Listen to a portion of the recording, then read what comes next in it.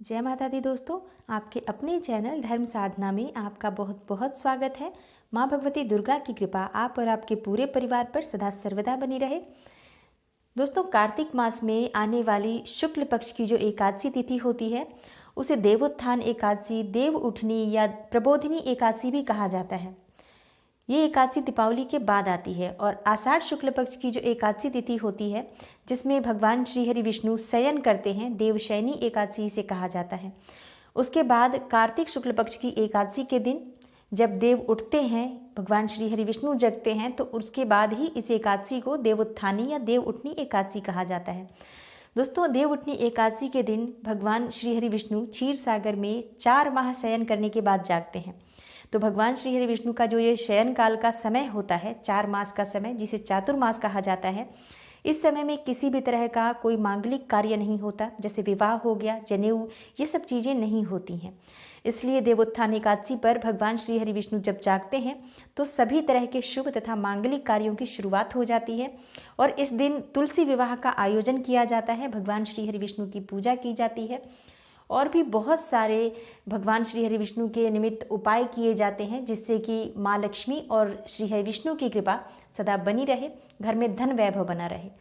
तो आज की वीडियो में मैं आपसे शेयर करने वाली हूँ कि किस तरह से हमें एकादशी का जो ये दिन है उसे भगवान श्री हरि विष्णु और माँ लक्ष्मी, माँ तुलसी की पूजा किस तरह से करनी चाहिए, कौन से ऐसे काम करें जिससे कि भगवान श्री हरि विष्णु की कृपा हमारे ऊपर बनी रहे, लक्ष्मी की कृपा हमारे ऊपर बनी रहे, घर में सुख समृद्धि धन वैभव का आगमन हो और दिन दुनी रात चौगुनी हमारे घर में तरक्की हो और भगवान श्री हरि विष्णु की जो कृपा है वो सदा हमारे परिवार पर बनी रहे। तो इसके लिए मैं आपको विशेष उपाय बताने वाली हूँ, साथ ही व्रत की विधि बताने वाली हूँ। व्रत के पारण करने का शुभ समय क्या है, ये सभी बातें आज मैं आपको इस वीडियो में शेयर करने वाली हूँ। तो दोस्तों, वीडियो को पूरा ज़रूर देखें क्योंकि आज की वीडियो बहुत विशेष है, क्योंकि इस दिन भगवान श्री हरि विष्णु की पूजा की जाती है। जब देव उठनी एकादशी पर विष्णु जागते हैं तो उनकी पूजा करने से जितने भी मनोरथ होते हैं वो पूर्ण होते हैं। सबसे पहले बात करते हैं देवोत्थानी एकादशी पर व्रत और पूजा विधि कैसे करनी चाहिए। दोस्तों, प्रबोधिनी एकादशी के दिन भगवान विष्णु का पूजन और उनसे जागने का आवाहन किया जाता है। इस दिन सुबह जल्दी जगें आप, प्रातःकाल, चाहे आप व्रत करें या ना करें, आपको प्रातःकाल जल्दी उठना चाहिए आज के दिन और भगवान की पूजा करनी चाहिए। लेकिन अगर आप व्रत करते हैं तो व्रत का संकल्प आपको प्रातःकाल उठते ही लेना है कि आज हम व्रत कर रहे हैं एकादशी तिथि का, तो भगवान श्री हरि विष्णु की कृपा सदा बनी रहे जिससे कि हम अपना व्रत पूर्ण कर पाएँ और व्रत का हमें पूर्ण फल प्राप्त हो। इसके लिए आप प्रातःकाल उठते ही संकल्प लें, भगवान विष्णु का ध्यान करें और घर की साफ सफाई करने के बाद स्नान आदि से निवृत्त होकर आंगन में भगवान विष्णु के चरणों की आकृति बनानी चाहिए। इस दिन चरण चिन्ह बनाए जाते हैं भगवान हरि के, तो उस दिन ज़रूर बनाएं और एक ओखली में गेरू से चित्र बनाकर फल, मिठाई, बेर, सिंघाड़े, ये सब चीज़ें, जितने भी जो सीजनल फ्रूट्स होते हैं जैसे गन्ना इत्यादि, उस स्थान पर रख दिया जाता है और उसे डलिया से ढक देना चाहिए। इस दिन रात्रि के समय घरों के बाहर और जो पूजा स्थल हैं, कोई मंदिर है, ऐसी जगहों पर दीप दान करना बहुत विशेष फलदायी होता है। तो आज के दिन यानी देव उठनी एकादशी के दिन आप विशेष रूप से दीप दान अवश्य करें। अगर आपने पूरे महीने नहीं किया है तो भी आज आपको जरूर करना चाहिए, इससे आपको विशेष पुण्य फल की प्राप्ति होगी। दोस्तों, दीपदान क्या होता है इस पर मैंने पहले वीडियो बना रखी है, आप देख सकते हैं चैनल पर विजिट करके।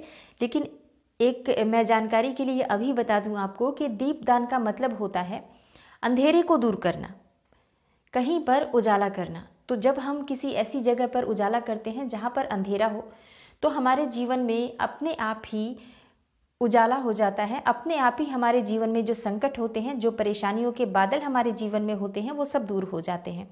तो आज के दिन आपको दीपदान कहाँ करना चाहिए? आप दीपदान कर सकते हैं किसी मंदिर में, जो भी आपके घर के आसपास मंदिर हो, आप वहाँ जाकर दीपदान अवश्य करें।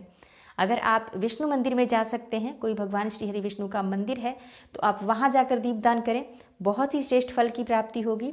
वरना कोई भी मंदिर जो आपके घर के आसपास हो, आप जितने मंदिरों में जाकर दीपदान कर सकते हैं, आपको आज ज़रूर करना चाहिए। दीपदान कब होता है? शाम के समय होता है या ब्रह्म मुहूर्त में होता है? दीपदान का मतलब ही है कहीं पर उजाला करना, तो जहाँ अंधेरा है वहीं पर उजाला होगा। इसका मतलब हमें या तो सायंकाल करना है या फिर ब्रह्म मुहूर्त में करना है दीपदान। तो ये आपको करना है। आप किसी वृक्ष के नीचे कर सकते हैं, जैसे पीपल के वृक्ष के नीचे करें दीपदान। तुलसी के पौधे के चारों तरफ आपको दीपदान करना चाहिए आज के दिन। जितने अधिक दीपक आप 11-21 दीपक तुलसी के चारों तरफ प्रज्वलित करें, बहुत ही श्रेष्ठ होगा ये भी। और अपने घर के मंदिर में सबसे पहले आपको दीपदान करना है। जो हम दीपक प्रज्वलित करते हैं वो दीपदान ही होता है, जो हम अपने घर के मंदिर में सुबह शाम दीपक प्रज्वलित करते हैं। तो ये सब जगह हैं जहाँ पर आप दीपदान कर सकते हैं। किसी जंगल में, किसी दुर्गम स्थान पर, जहाँ पर कोई नहीं जाता आता हो, ऐसा अंधेरी जगह कोई हो जहाँ आप जा सकें, आप दीप जलाएं। चौराहे पर जाके दीपदान करें। इसका दोस्तों बहुत विशेष फल है। जैसे आप किसी भी तरह का पूजा पाठ नहीं भी कर रहे हैं, जितना आपसे हो सकता है उतना आप कर रहे हैं। ये जो दीपदान है, आपके सभी तरह के जितने भी पूजा पाठ में हमारी कमी रह जाती है, कुछ हमसे गलती हो जाती है, ये सब चीज़ें ये दीपदान करने से पूर्ण हो जाता है।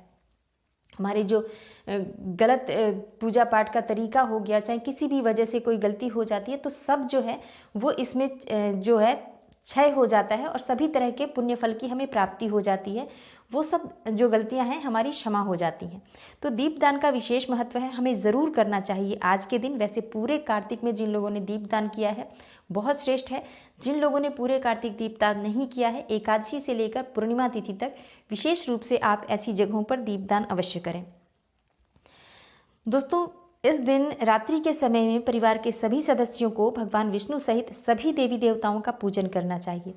इसके बाद भगवान श्री हरि विष्णु को शंख बजाकर, घंटा या घड़ियाल बजाकर जगाना चाहिए। मंत्र जाप करना चाहिए। इस समय में आपको भगवान श्री हरि विष्णु के मंत्रों का जाप करें, विष्णु सहस्त्र नाम का जाप करें। इस तरह से भगवान श्री हरि विष्णु की पूजा करें। आज के दिन माँ लक्ष्मी और भगवान श्री हरि विष्णु की पूजा की जाती है, जिससे कि धन वैभव की वृद्धि होती है। जो हमने अभी पूजा की है दीपावली में, उसमें भगवान श्री हरि विष्णु शयन अवस्था में थे, तो हमने गणेश जी और लक्ष्मी जी की पूजा की है। तो आज के दिन जब भगवान श्री हरि विष्णु जागते हैं तो माँ लक्ष्मी की पूजा उनके साथ करने से जो धन की कमी होती है वो हमारी दूर होती है। आर्थिक रूप से संपन्न होना है तो आज के दिन भगवान श्री हरि विष्णु और माँ लक्ष्मी की पूजा विशेष रूप से करनी चाहिए। साथ ही वो दीपदान का उपाय भी आपको धन प्राप्ति में ही काम आएगा। जो आपको अगर किसी तरह का धन का अभाव हो, किसी तरह के आपके जीवन में संकट हो, परेशानियां हो, वो सभी संकट परेशानियां उस दीपदान से दूर हो जाता है। तो वो भी आप ज़रूर करें। और आपको आज के दिन क्या करना है मैं आगे आपको बता रही हूँ। दोस्तों, तुलसी विवाह का आयोजन आज के दिन किया जाता है विशेष रूप से। देव उठनी एकादशी के दिन तुलसी विवाह का विशेष महत्व है।